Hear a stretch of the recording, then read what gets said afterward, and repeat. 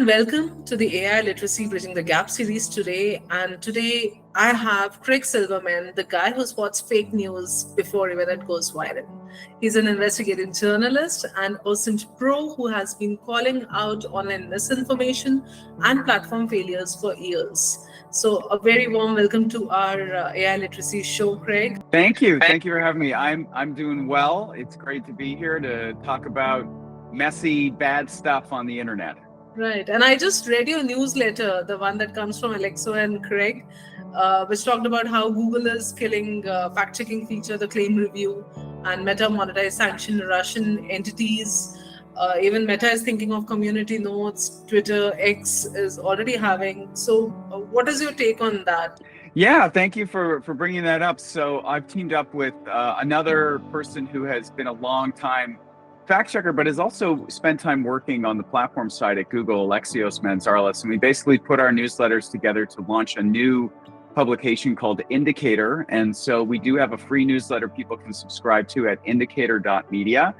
And so that's a kind of a weekly roundup that we do of all of the changes in the information environment, new reports, new scams, exploitations, things that people see, but also what are the platforms doing? And then in addition to that, for paying members, we do a lot of reporting and really in-depth guides and tutorials.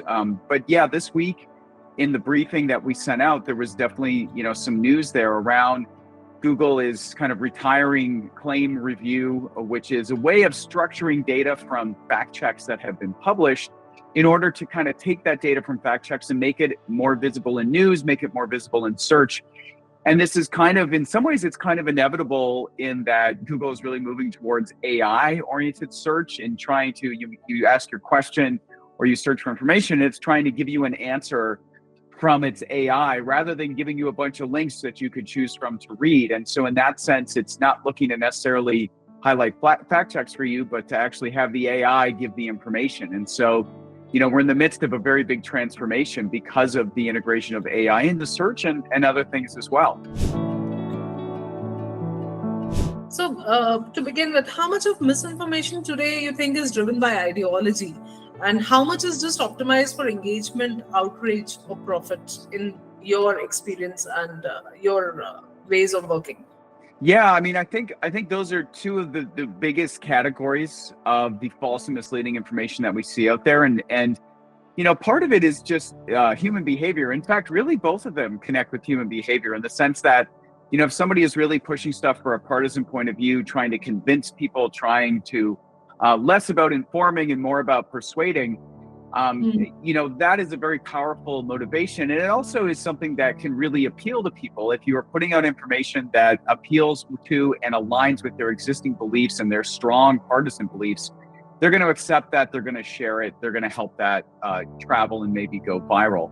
And so I think there's a really significant portion of that. And frankly, some of it comes from political parties and governments themselves. Some of it comes from their committed supporters, and some of it might come from inauthentic networks of either fake accounts or people pretending to be something they're not to spread it. And I think that is a really big category. But I do, if I had to pick one, I feel like the stuff that is really just about getting engagement, maybe earning money, growing your presence, I feel like overall that may be an even bigger category. It's, there's no data necessarily comparing them exactly. So it's really just my own sort of guess. But the fact is there are so many more people participating in the engagement driven, financially driven dynamics of it. And the other part of it that makes it complicated is that sometimes the partisan information that we encounter online is actually not from people who are committed believers and, supporting a particular party or point of view.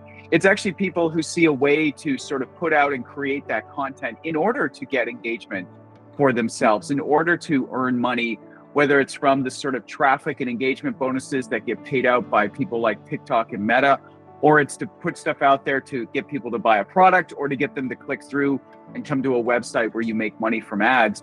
That category encompasses so many types of content, including partisan, but also other kinds of stuff out there from, fake sports highlights or, for cricket or football that people might see out there, to sort of other types of deception as well that are trying to get people to click. So I feel like that's probably the bigger category, but The only people who would know that are the platforms, and they're not really sharing data about that.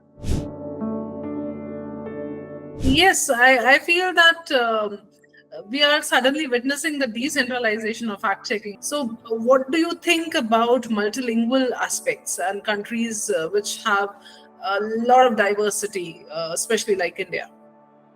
Yeah, I mean, I think trying to scale anything in India to meet the scale of India itself in terms of the population, and as you mentioned, the many languages that people speak, is a really huge challenge. And I don't think there's any platform that's done a really good job of that. There are some languages and regions that are served a lot better than others, and it's really hard for fact checkers to scale up to have enough people that speak all the languages to see what's spreading, to do the fact checks, to get them put out there. This is where AI can maybe help a little bit with perhaps faster translation, but then you're worried about quality control. And so when it comes to community notes, one part of community notes is that I really like the idea. I think it's something that should be in the mix of what is trying to sort of improve quality and have some accountability on platforms. The problem that I have with the way it's been implemented so far is that I think it's really just something that these platforms are doing to not have to invest in other areas. I think X has a community notes program that has a lot of promise, but they're not putting enough resources into it. If they actually had people on the product side developing it, but also people on the engagement side actually recruiting more folks into community notes, figure out other ways, instead of just people from different points of view, other ways of factoring in different types of characteristics of users to actually figure out what is a valid note that should be shown publicly. I mean, there's so much interesting work that could be done, and I just feel like they're doing not necessarily the bare minimum, but sort of more towards the minimum.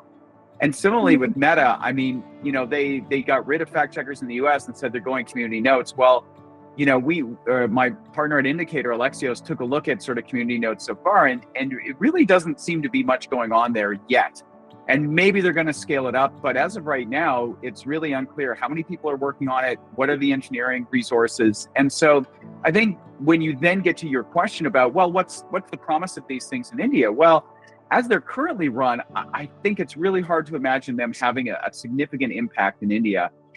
Maybe they're going to be effective on some really big accounts that are in a couple of big languages, or maybe a few big languages. But that's about it. And that doesn't really provide the kind of oversight and support and context that I think users deserve in India and elsewhere around the world. So I think it would take a huge effort from these platforms that they haven't demonstrated they're willing to give yet for this to actually be a program that's effective in India. And I would imagine, for you and others, the concern is, well, are they going to, stop supporting fact checking in India and instead say it's all community notes? Because as it stands right now, I think that would be a hugely harmful, bad decision. And I hope we don't come to that. So that was really my next question. And how do you see the relationship evolving between professional fact checkers? Because most of them are dependent on third-party fact checking, the resources that are coming in, the grants that are coming in. And now these crowdsourced efforts are already there in the market. So especially in high-stake moments like conflicts or elections, how are we going to be dealing with this? So how do you see the relationship evolving there? Yeah, I don't see a lot of good news on that front. I mean, I think that the general feeling is that Meta is getting rid of fact checking in the US, growing community notes in the US with its intention to roll that out around the world. Now, the one exception, or one or two exceptions, might be the EU and Brazil because of the regulation and the oversight that those countries have chosen to sort of take. And that'll be interesting to see. But I do think that it would seem like in some ways the writing is on the wall that for Meta, at least, they would like to move away from funding a fact-checking program. And I don't know for sure that that's the case, but every indication seems to be going in that direction. And so I think, this becomes a financial and business model problem for a lot of fact-checkers, particularly in India. And India has seen a blossoming of fact-checking organizations. In fact, I believe there are more in India than any other country in the world. And so, and that is because of the support that Meta and TikTok and some other platforms have sort of put into these programs. And so I'm, very concerned about what that's going to mean for the survival of fact-checking organizations in India. It does appear that TikTok seems to be kind of still committed to its program, yet to be determined. It's very clear that Google doesn't really have an interest in paying fact checkers directly to do their work, but I think it's a really tough moment, and I don't see a lot of encouraging signs about what these platforms are planning to do. How can we include fact checking into the newsroom processes? Any suggestions on that for newsrooms? How can they do it right? Yeah, I think there are sort of skills in this area of OSINT or digital investigations that they're used very frequently and core to fact checking, but I do think that they can be applied across any kind of beat or work that journalists are doing. And so I do think that this is one area where fact checkers have a lot to teach newsrooms and journalists in India and elsewhere around the world about how they do what they do, because the work that fact checkers do to sort of read things very closely and understand what the claim is and dig into where that information came from and understand the origin of images and understand ownership information around websites and understand behavior of social media accounts. All of that information and all of that knowledge is really applicable across any other type of reporting you do. And I really feel that newsrooms should make an effort to have their reporters know at least the fundamentals of this kind of digital investigative work and verification work. One, because it prevents them from potentially amplifying something that's misleading or not true. And two, because it opens up other avenues of investigation where you can incorporate, just a little bit of digital investigative work here or there. I don't think every story is an investigative story, but you can have a lot of stories that have a little bit of an investigative element to them because you knew how to check on this a little bit more, on that a bit more. And so I would just encourage newsrooms to think about it in those terms. It doesn't need to be siloed in a fact-checking team. You should figure out ways of integrating these skills that fact checkers have and have fact checkers working with people on other desks and other parts of the newsroom, because their skills are really useful and really important. And maybe that is one way, as the platforms are retreating perhaps in India in this area, where if the fact checkers are seen more as kind of specialists in digital investigative techniques and they can help support other types of reporting and maybe do training, then suddenly newsrooms realize they actually add a tremendous amount of value beyond just sort of checking specific claims. And maybe that's a way to sort of integrate it more into newsrooms overall, because fact checkers have really good, useful, important skills that ideally, every journalist should have. Powerful actors like influencers who are themselves the biggest spreaders of disinformation. Any thoughts there? Yes, I think this is a challenge that newsrooms have had, honestly, for about 20 years, is that they don't consider the internet to be as equally important and worth reporting on as sort of other elements of society, right? And so to your point, they say, well, we've got to make sure we have this story first or that story, the more sort of traditional areas. And so I think there's part of almost changing the perception of it is that, number one, the amount of influence that they're called influencers for a reason, that these people have, and the impact that they're having, and the real world ramifications that can come from it of, sparking riots or causing people to, purchase misleading products, or, and on and on and on. These things have a real impact on people individually. They can, cause them to lose money. They can cause a deterioration in their health. And so I think part of it is to really help those newsroom leaders understand that this is an important part of society that has to be covered for those first news stories like anything else. And that shifting that perception from, it's like, oh, you're just sort of checking things that are already out there and already published. Well, a lot of the information that people are encountering is already out there from an influencer, from something other than a news source. And if news sources sort of just let that sit there and not take on the responsibility of helping be a trusted guide and seeing that as newsworthy information, then that is going to be kind of a breakdown. And frankly, I think those news organizations might find themselves losing audience to things like these influencers, right? And so those are some of the challenges that are there. And I think they've been there for a long time. So again, it seems like one of the themes that's kind of coming out of this is like, if we accept that there are challenges to the sort of survival of fact checkers and fact checking in India, what are some of the ways of kind of, addressing that? And I do think that there almost needs to be kind of, an evangelism initiative to help newsrooms in a broader way understand the value of this work, and that it's not just sort of like, oh, is this true or is this not? It's actually understanding and investigating the information environment, how people are shaping their views and the decisions that they are making in their daily lives about who they support politically, decisions as families, decisions about what to buy, where to go, and what to do. It is really fundamental stuff, and it's important for people to sort of see that. So I think that's maybe the effort. Here's my cat making an appearance. This is Rosie. She knows. No, She seems to know when I'm on camera. And so, yeah, I mean, if we know that the conversation with platforms are going to be hard, I think there's probably some work to be done in newsrooms to help people see the value of this work. That is not just, oh, you're either debunking something or not. It's really about, fundamentally how people are seeing the world around them and making decisions for that. And so hopefully we can do more to evangelize that is really an important area of reporting and investigation. So are you referring to more trainings, more literacy here? Is that one mechanism?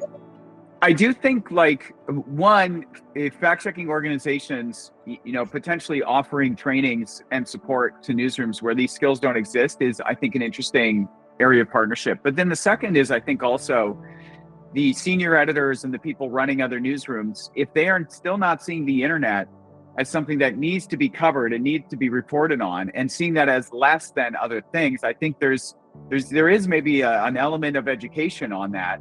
But of course, I don't think they would find it appealing to be told, well, you need some literacy and education. It's finding a delicate way to communicate to these newsroom leaders that, you might be missing an opportunity for some really important reporting that could really help inform people's lives, and give value to them. Because I think in India, like in so many other countries, there are huge problems with online scams.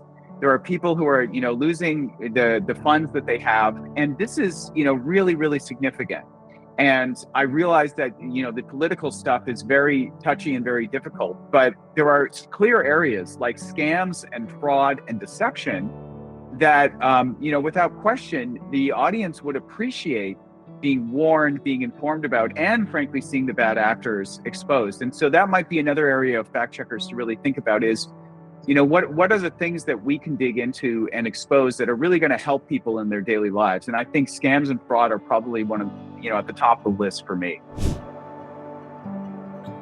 How does OSINT evolve to stay one step ahead? I mean, that's the big question for everyone today, I think. How do you stay ahead of the pace of AI, generative AI, agentic AI, and there's so much more that is coming in the future? That's it. It's hard to know. The only thing we know for sure is it will continue to evolve. It will evolve rapidly, and it will absolutely be integrated very quickly by people looking to do scams and fraud and deceptive actions like that. That's the thing we know for sure. And so for me, I actually, in some ways, I don't think about getting ahead of it, do we, Rosie? He's really loving the camera today. Because that I don't think is possible, because one of the sort of ground truth facts of it is that the innovation element, the evolution of these AI products will always be ahead of our ability to detect, because the companies are not incentivized to invest a huge amount in finding ways to sort of launch a new product, but then also say, and here's all the watermarking and ways to detect if somebody used this. They simply aren't putting the same amount of resources into that. So I don't think we'll ever be one step ahead. And so for me, what it then comes down to is thinking about what are the fundamental approaches that will continue to be applicable. And so, even though we know the videos are getting more realistic, even though we know the images are getting more realistic, an event either happened or it didn't happen. And either there are, the people in this either exist or they don't exist, or, the people in it were there at that time in that moment saying and doing those things, or they weren't. And that is, where the sort of reality line meets on it. And so thinking about how do we figure out ways of identifying the people? How do we figure out ways of figuring out, when and where was this supposed to have happened? The fundamental things that we do about the origin of the information, the when, the where, and all of that, who captured this video, who created this image. But focusing on those elements is, I think, the key thing that is going to be consistent and useful going forward.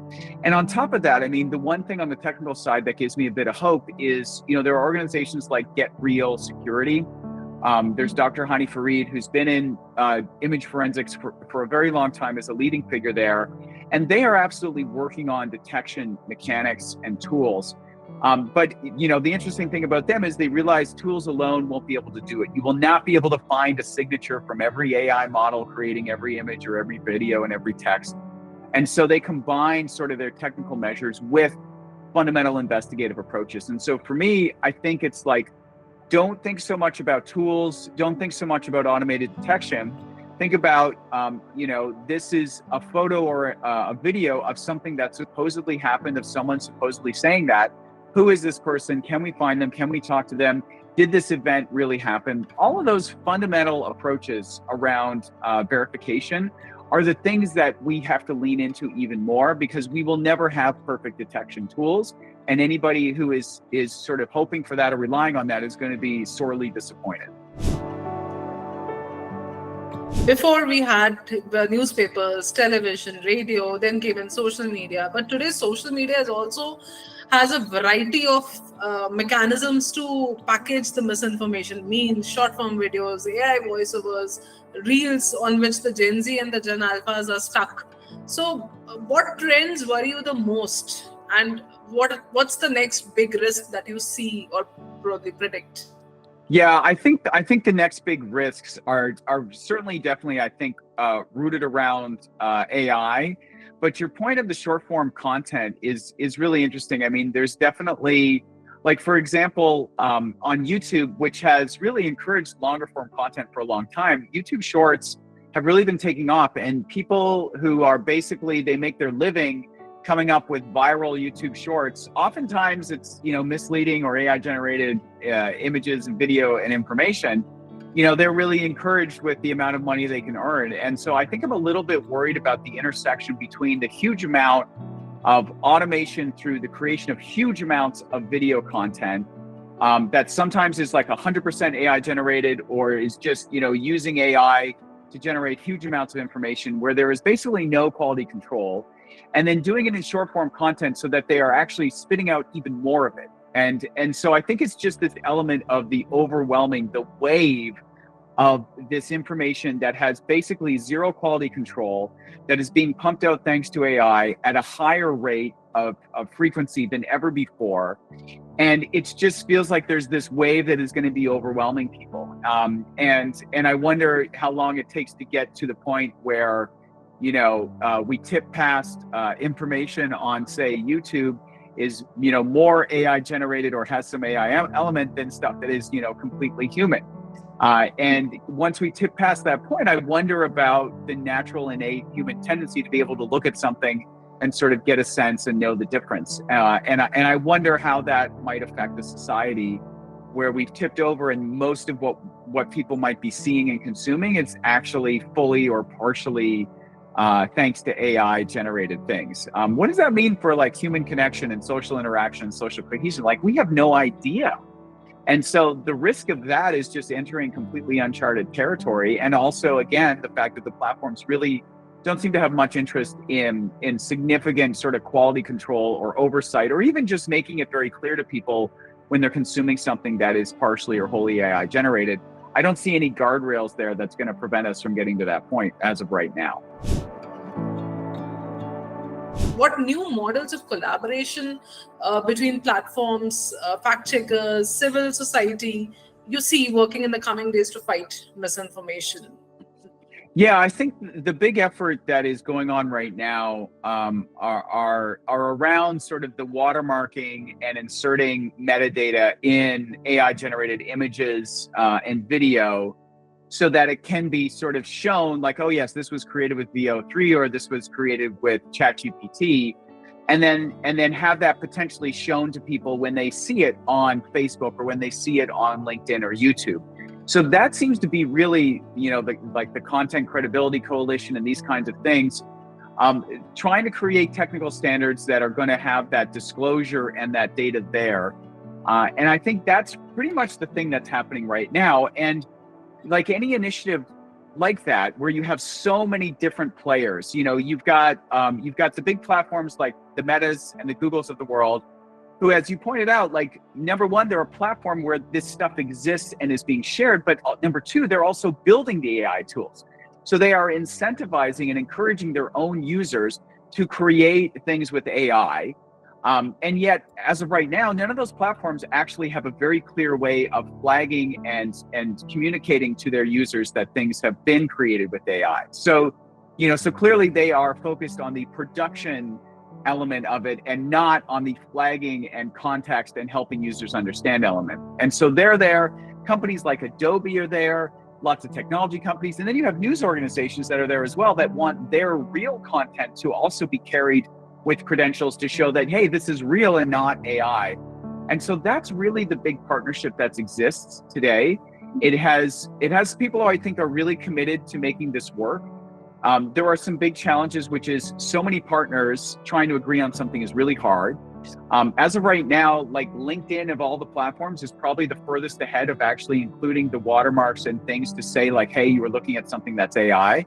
But as of right now, I mean, when you upload a photo to Meta, all of the metadata embedded in it when it goes to Facebook is stripped out. So we're talking about a pretty big change to how they have traditionally handled data embedded in files like images and video. And I don't see that happening immediately. And I do wonder over time if we will be able to have one standard that works across all products. So that's, I think, a good thing that we have that collaboration and partnership there. It's a good thing that news organizations have a seat at the table.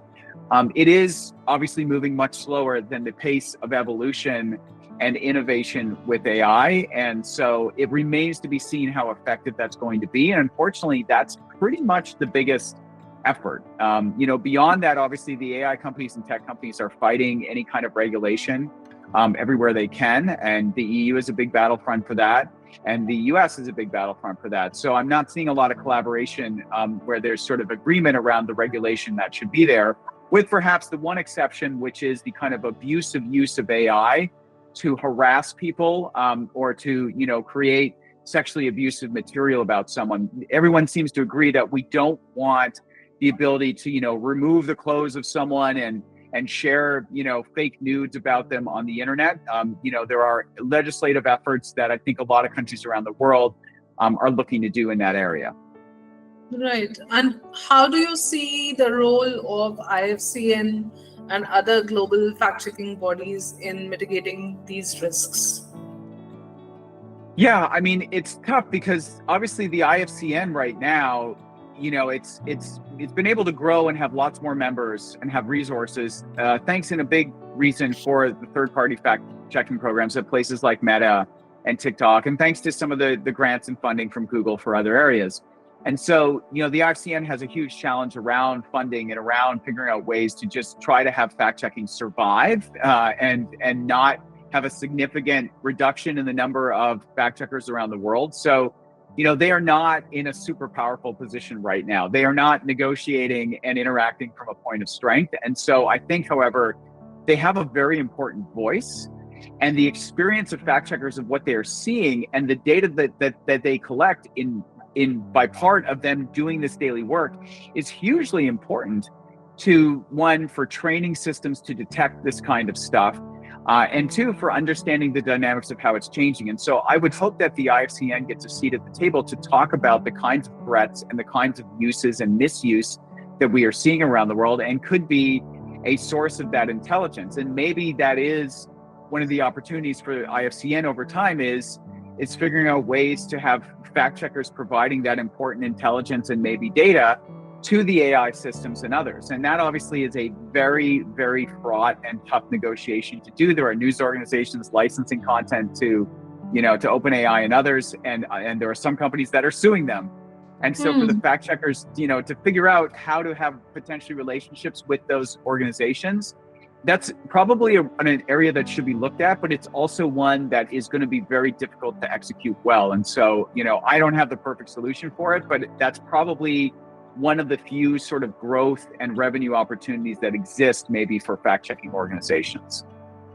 Very interesting key point. I mean, this really gave me certain ideas. So one last question to you. If I'm not wrong, are you based out of Canada or you are in the US? I am. No, I'm based in Toronto, even though I have a New Yorker poster behind me. It's very confusing for people. Okay. So, but there was a study that came out yesterday related to AI literacy that Canada ranked 44th in AI training and literacy out of 47 countries and 28 Ooh. among 30 advanced economies, despite growing reliance on these technology at homes. What is your take on that? That's interesting. I hadn't heard that. And I saw this on the conversation. I saw this as a report. I'll share the link with you later. So yeah, probably you can go through it again. Yes. So what's your yeah, take on that? If that's the truth? yeah. Well, I mean, it's tough for me to say how true it is, but I definitely think that, like a lot of countries around the world, Canada is struggling and figuring out ways to equip people for this new, very chaotic and increasingly even more chaotic information environment. And so, on one level, I'm not surprised that we're kind of behind in getting people up to speed, and also perhaps in terms of industry and things like that as well. And so there are some organizations in Canada that I hope in the coming years will be able to sort of do some work in this area. There's a great one called Civics, CIVIX.ca.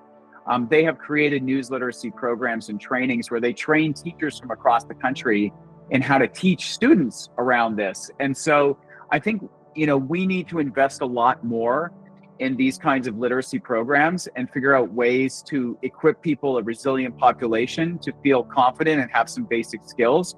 So I'm not surprised, because I'll tell you, I mean, I do a lot of training in this area, and even professional journalists, are not necessarily up to speed, which is something, you probably see as well, is like fact checkers and people who work in this area every day, we have skills and knowledge that just other people just don't have, because they don't necessarily need it for their job or for their life every day.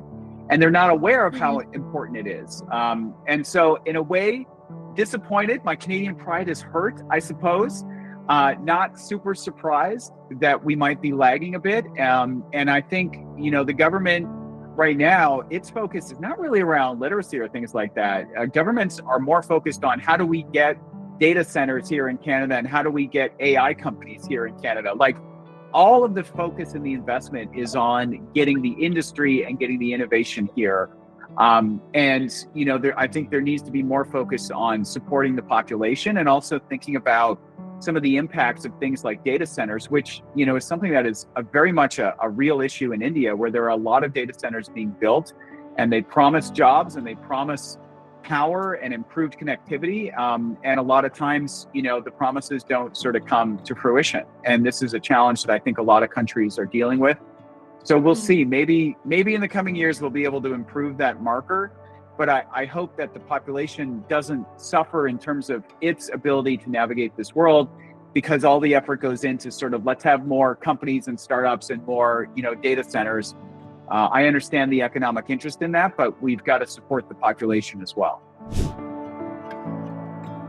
So do you think journalism will survive?